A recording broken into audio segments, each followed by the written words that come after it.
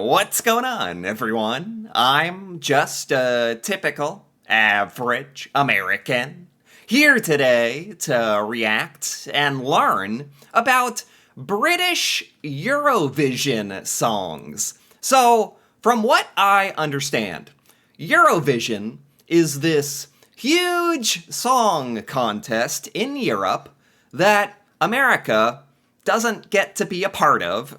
So, consequently, none of us ever watch it, you know? So today, I'm very interested in seeing some of Britain's Eurovision entries for the very first time by checking out this video by Watch Mojo UK. It's called The Best and Worst British Eurovision Entries. So let's take a look.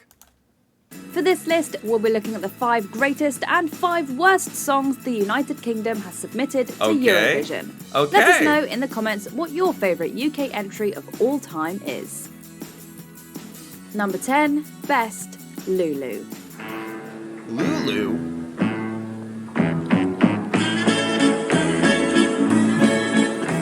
The 1960... Lulu?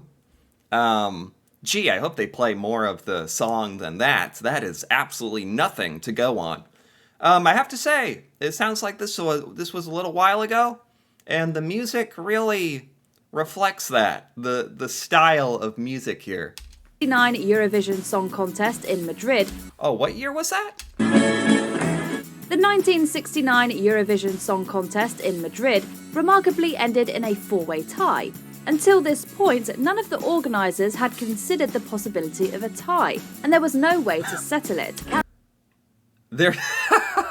That's kind of funny. So, Eurovision, no one considered that it can end in a tie?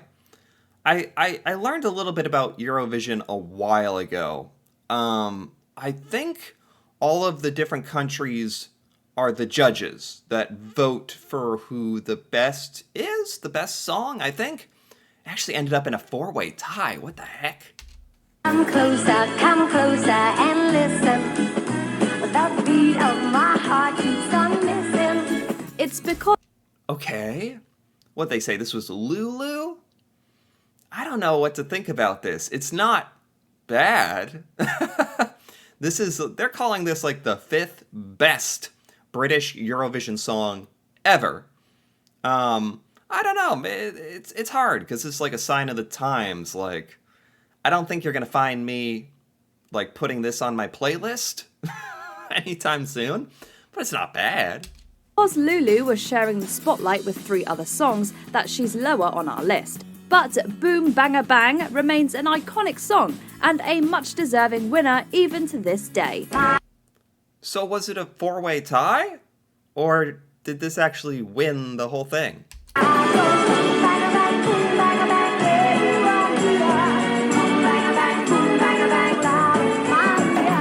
Boom, bang, bang, indeed. Okay. I'm not going to deny that the French, Dutch and Spanish entries that also won that year were good as well, but Lulu was our favourite. Oh, they just made it a 4-way tie. 4 countries won that year. They just didn't do a tiebreaker. Everybody wins. Hooray! Okay. This was also only the 2nd ever time the UK won, and one of only 5 total victories.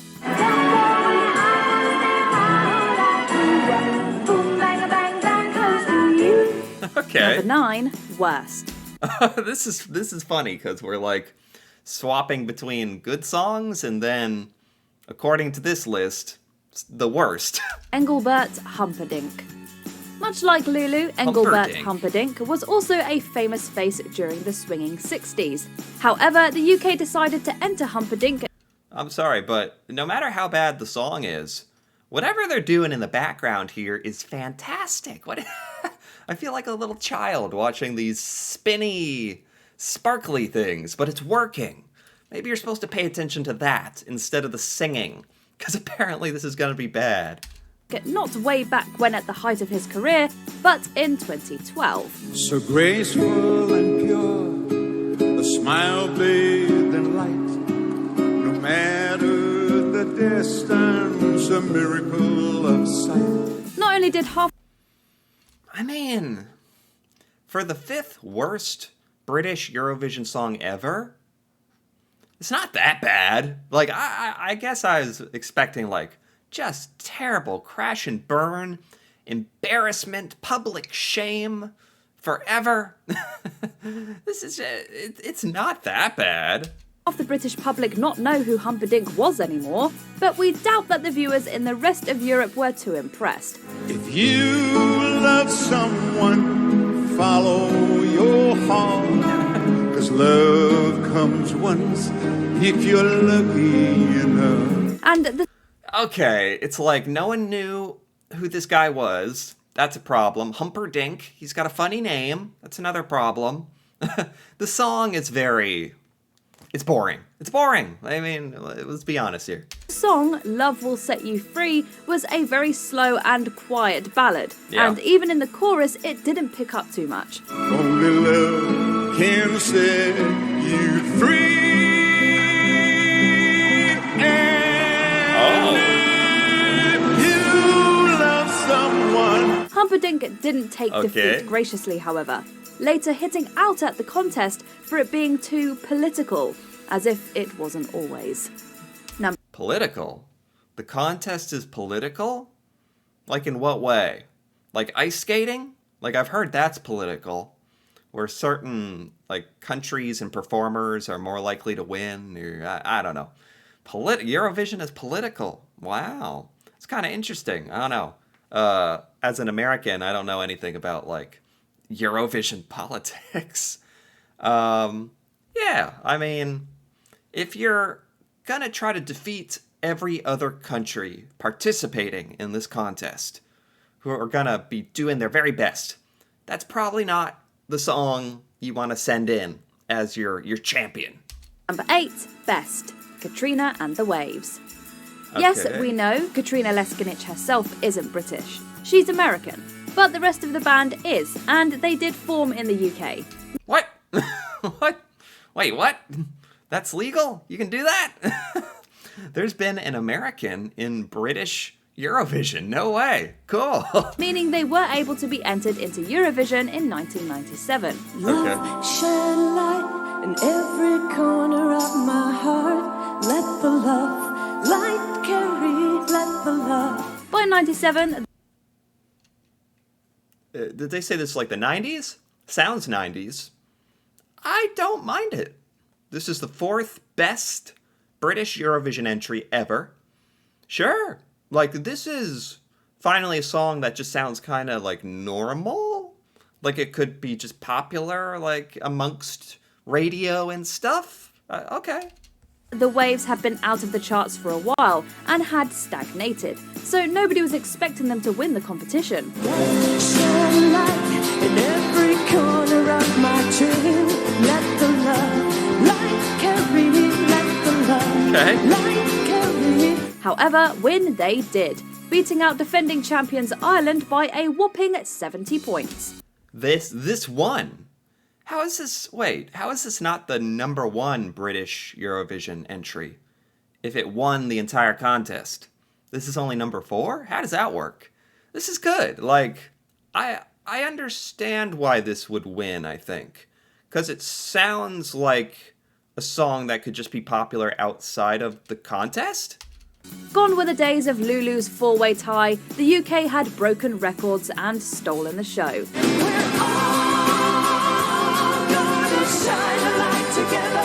Coming right at the height of Britpop, a UK victory in Eurovision was the cherry on top of a phenomenal decade in British music.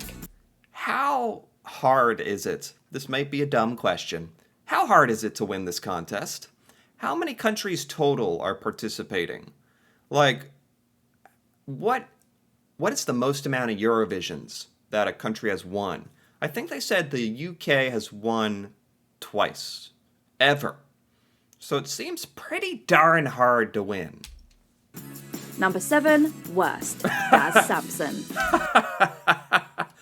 I'm just looking at the dancing and the theatricality here, and I'm already like, what is about to happen? Though Samson saw chart success in the UK, that didn't translate to a winning Eurovision entry. What did you learn at school today?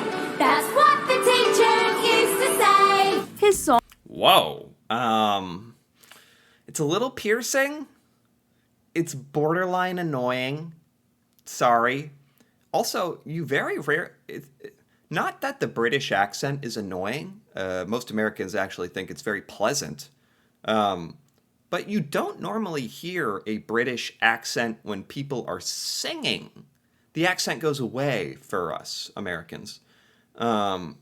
So it's interesting that you can actually hear their British accents while in their singing. That kind of threw me off.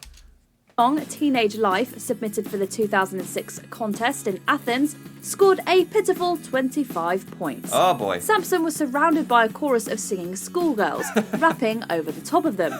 And yes, he did write the rap himself. It's a rap. Oh no. It's a rap. It's a rap. Not that rap music can't be great, but I feel like that's really ambitious to do a rap on Eurovision. Dwelling on the past from back when I was young, thinking of my school days and trying to write this song. Classroom schemes and dreams, man, they couldn't save me, cause my days were numbered when I signed down on AV. It's absolutely baffling that he was chosen to be the UK entry, as novelty rap acts don't have a great track record. No, they Sunshine don't. and shade, those girls on serenade, thinking of those 6-phone chicks that misbehave. It seems I don't know what it is. Maybe I'm a sucker for nostalgia. There's something kind of charming about this. It's almost something kind of like enjoyable about this. It's just way too silly. It's not that rap is silly, but I do think if you do rap in a song contest, man, you better be freaking good. You better be freaking Eminem up there or something. Again, not as bad as I thought it would be, to be honest. Like, these are the worst, like, embarrassing British Eurovision entries. Like, it's not that bad. a song about how wrong all your teachers are at school wasn't a hit with the audience in the rest of Europe. Oh, yeah, and like, the subject matter didn't really connect either. And it's no surprise. Sorry, Daz. Number 6, Best, Bucks Fizz. They had Okay. a handful of chart toppers in the UK before and after Eurovision, seeing success in other countries after the contest as well. But soon you will find that there comes a time for making your mind up. Here we go. Despite being pure early 80s cheese, their song Making Your Mind Up was an earworm. And that's not all. The group Yeah, it's important to try to judge these through the lens of what time period they're from. Because, like, here in, 2024, you gotta open your mind up a little bit. Especially if you weren't alive yet at the time of these songs and when these genres were most popular. I'm trying to be open-minded here. group had some very memorable visuals in their performance, like some dance choreography still performed by Okay. drunk people at weddings even decades later. The dance choreography stood out to me as well, instantly. I make another fly night. Get a run for your money and take a chance and it'll turn out right. And who could forget I'm getting so distracted. Like, I gotta listen to the music. at the moment the girls' skirts were torn off? Try to look as if you don't care less. But if you want to see some more, Oh! It was catchy, poppy, and unforgettable, landing firmly in first place with 136 points in 1981. This is another first place.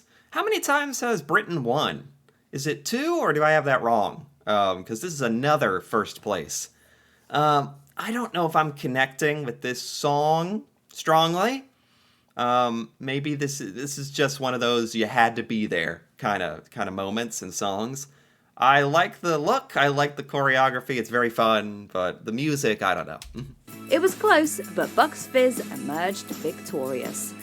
Number 5, Worst, Scooch. Scooch!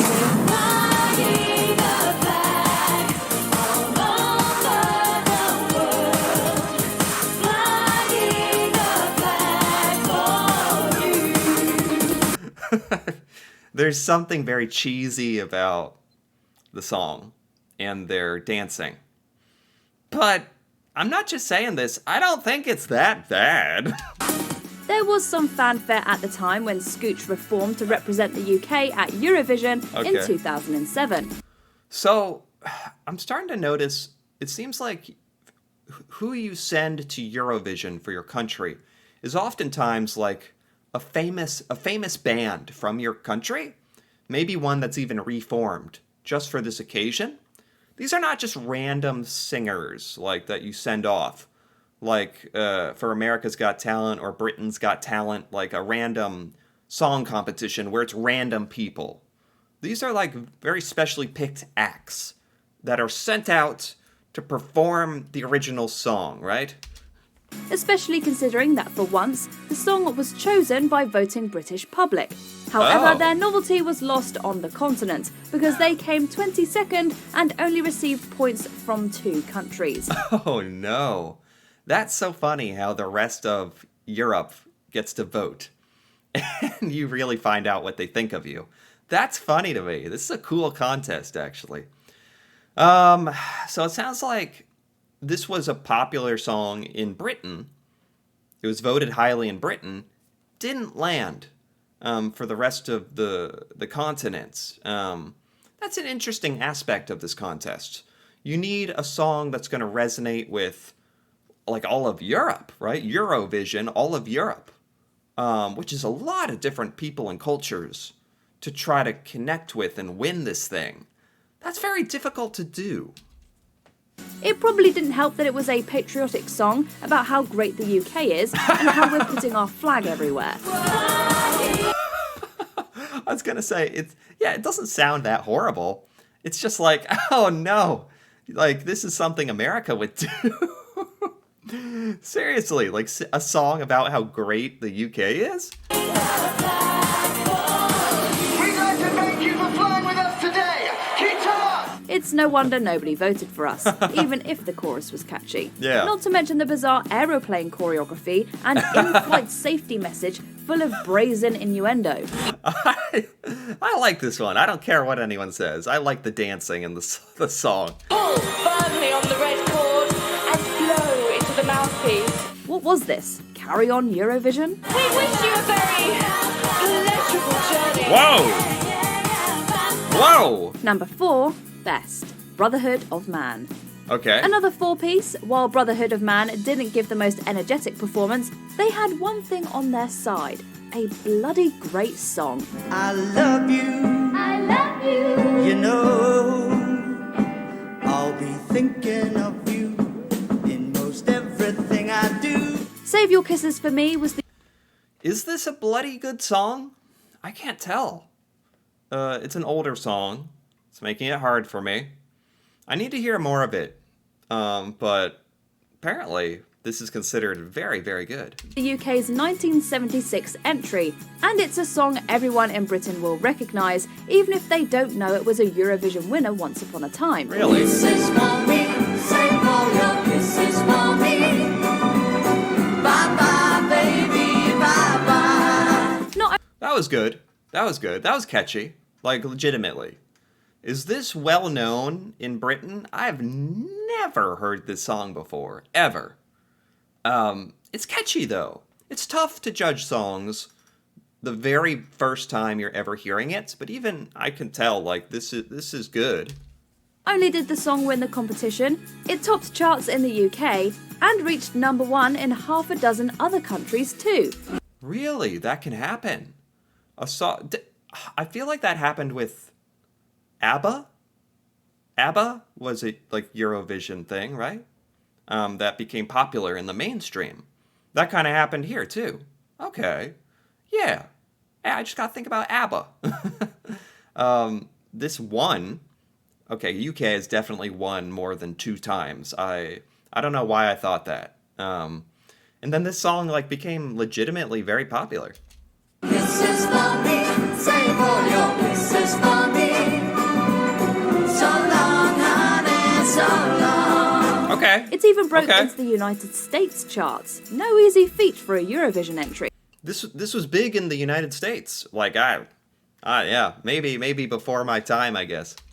and it's going to be stuck in your head for the rest of the day too. Number 3, Worst, James Newman. Okay. Following the 2020 Song Contest being cancelled, the 2021 iteration in the Netherlands was the first Eurovision since the UK's final exit from the European Union. Sometimes I know my fire burns low, but as long as you're with me, I'll never get cold. Whether you believe in the conspiracy of political voting or not, it's hard to look at the result and not think ill feelings towards the UK played some role. Oh. But on the other hand, James Newman's song Embers was just forgettable. So the voting, like, if countries don't like you, for lack of a better phrasing, if the countries don't like you, they're not going to vote for you, whether your song is good or not. Although this song is really lacking. It's really forgettable. Plain and simple. Out of the embers, you and I gonna light up the room. No. His performance wasn't great on the night. The musical arrangement itself was bland, and the only set dressing was 2 giant trumpets behind him. The giant trumpets are the best part of this whole thing. There's still a chance for us down here in the ashes. Yeah, there's something glowing. For only the second time in history, the UK got null points. Wow! 0 points. Oh boy. Anyway, moving along. I think we're at the number 1 best and number 1 worst British Eurovision song. This is the best one right here. Okay. Number 2, best, Sandy Shaw. Like a puppet on a string. Another song you'll likely recognise from beyond Eurovision, Puppet on a String, is as familiar as it is kitsch. So this is definitely a case of you have to be British or you had to be there when this happened. Because I'm not quite seeing why this is the best of the best. Love is just like a merry-go-round with all the fun of the band. Sandy Shaw performed it back in 1967. Yeah, I know this isn't like a genre of music that is popular, like really right now with the young kids. Not that I'm that young, but I'm not really connecting with this one. Maybe that's a cultural thing. I'm not British. I've never heard this before. It's not particularly catchy to me. I'm sorry. Becoming the UK's first Eurovision winner and proving that we can win. Oh, this is the first ever UK Eurovision winner, so it's obviously going to have a special place in the hearts of British people, that's for sure. Even if the rules stopped the likes of the Beatles from competing at the time. Are you leading me on? Tomorrow will you be gone? It's for that reason that we give Shaw the honour of being our pick for the greatest UK Eurovision entry. Shaw's I think some of the other ones were actually better than this. entry came about because the public was able to vote for a song they actually liked, and this time it worked.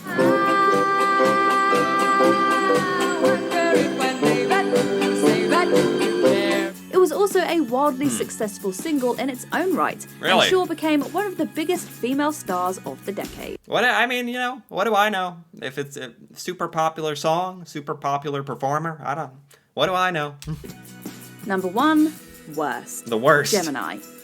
In 2003, the UK achieved its first null points result, and it remains undoubtedly our worst entry into the competition. Oh no! Love's not enough. I need your trust, but you don't try anymore. Maybe we Oh my god!